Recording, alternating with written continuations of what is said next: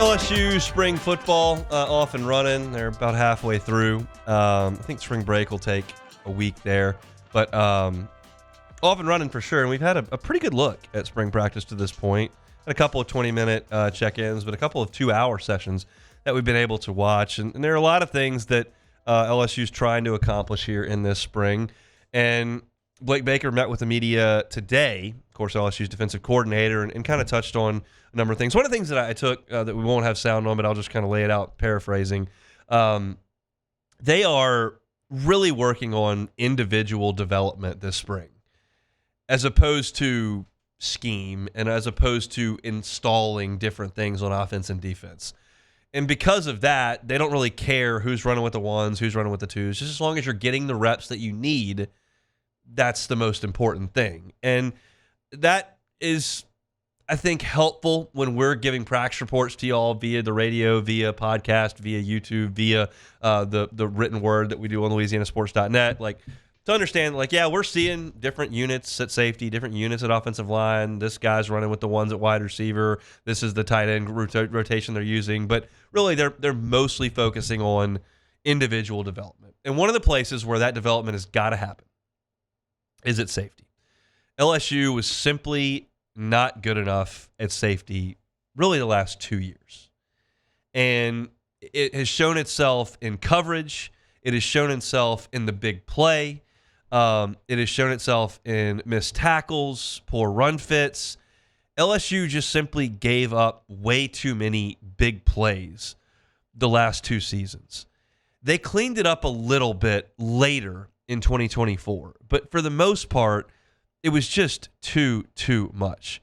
You're talking about only Vanderbilt and Texas A&M allowed more 20-plus yard runs among SEC teams. So you were 14th of 16 teams in 20-plus yard runs.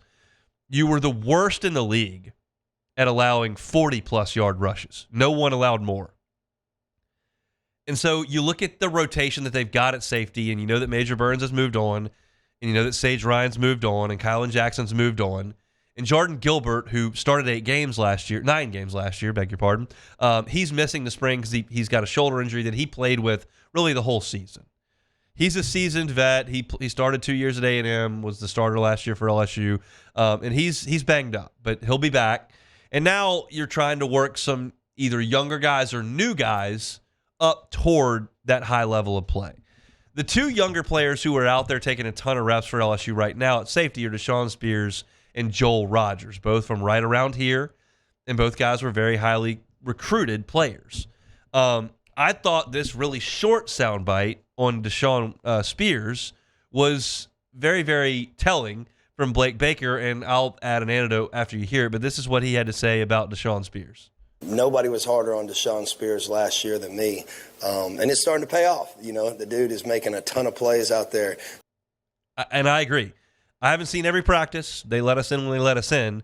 But in the 2-hour practice we got to see on Saturday, I did see Dashawn Spears running stride for stride with Bauer Sharp, who's a good athlete, and he knocked down a pass over the middle. I've seen him come up and make some plays in the run game as well.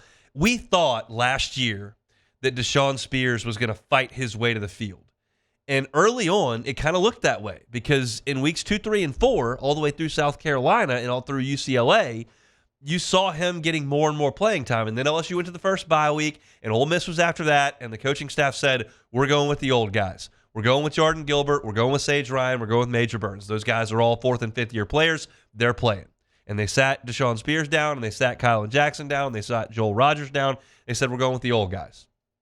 Well, the old guys are gone. So Dashawn Spears' time is to move forward and to become a force on this team because he looks like Eric Reed.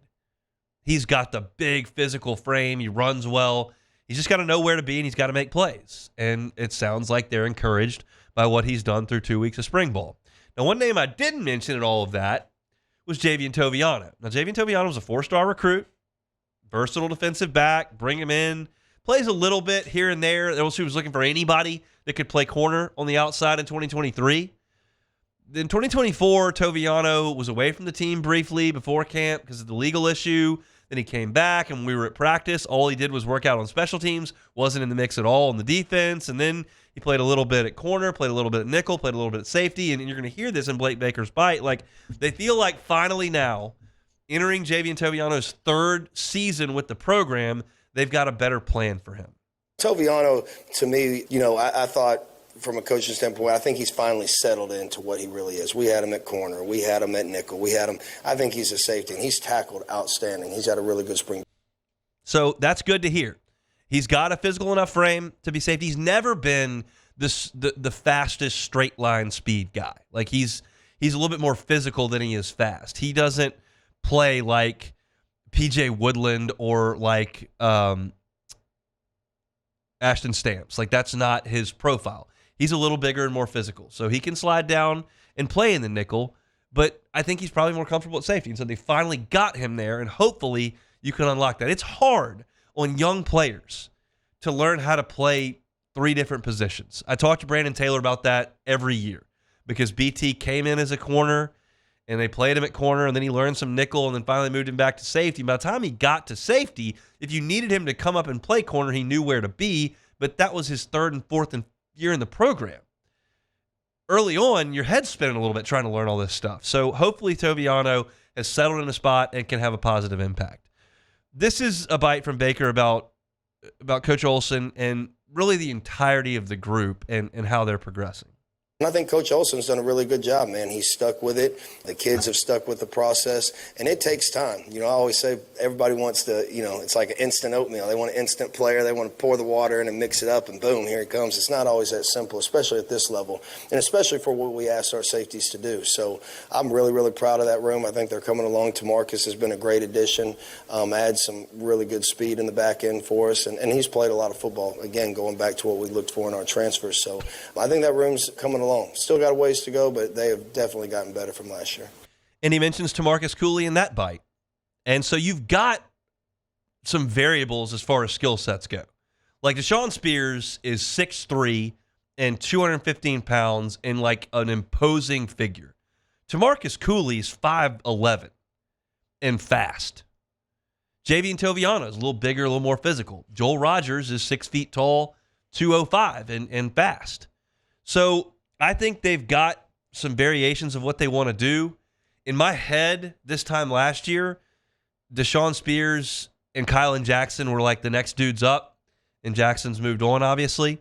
But that doesn't mean that you don't have ability. And so you have Jordan Gilbert, who's going to be an incumbent starter, and then you've got Spears and Toviano and Cooley to fill in and find that other spot, plus whoever can move down and be a little bit more versatile and play in the nickel. I think Cooley's going to play.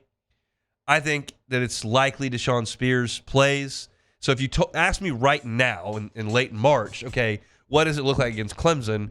I think your safeties are Jordan Gilbert, Dashawn Spears, and Tamarcus Cooley in some way, shape, or form in the back end of the defense. What they're asked to do, play to play, whether or not all three are on the field at once, who's the nickel, who comes off on 3rd and 9, who's in there on 3rd and 3, like all that can be rehashed. But they've got some numbers, they've got some talent, they have some proven production, at least in Gilbert and Cooley. It should be better, and it has to be better. We're trying in this analyzing LSU position to position in the spring and getting closer to the fall, like you're trying to now evaluate each position group based on a championship level. And LSU safeties have not been close for 2 years. You've got to get close.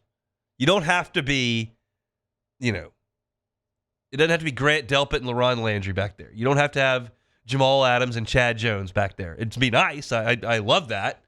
But you've got to be good. And they haven't been good. And hopefully they're taking steps to that direction. Got some ability, but it's a matter of putting that together, and that'll be what Coach Jake Olsen's got to get done here over the next few weeks. Then you go into summer, then you get into fall camp.